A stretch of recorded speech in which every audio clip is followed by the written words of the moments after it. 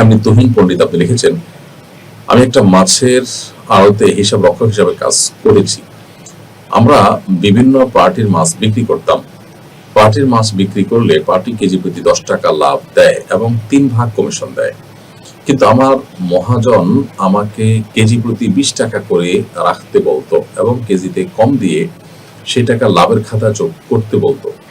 এখন এই যে মানুষের হক নষ্ট করা হয়েছে, এটা দায়ভার কি আমার হবে না নাকি মালিকের হবে? আমি চাকরিটা এখন ছেড়ে দিয়েছি। সন্দেহাতীতভাবে এটার মূল দায়ভার আপনার মালিকের হবে, যেহেতু তিনি অন্যায় কাজ সরাসরি করেছেন, এর প্রত্যক্ষ মদত নির্দেশদাতা তিনি এবং এটার সুবিধাভোগীও তিনি মূলত। কিন্তু আপনি যেহেতু তার এই অন্যায় কাজে সহযোগিতা করেছেন, এই জন্য মদতদাতা হিসাবে, সহযোগী হিসাবে আপনি কিন্তু আল্লাহর কাছে দায়ী থাকবেন। সেজন্য আল্লাহর কাছে আপনার তওবা এবং ইস্তেগফার করা উচিত এবং মাপ চাওয়া উচিত যথাযথভাবে, এবং ভবিষ্যতে এরকম অন্যায় কাজ না করার সংকল্প থাকা দরকার। আল্লাহ তাআলা আপনাকে আমাদের সবাইকে হেফাজত করুন।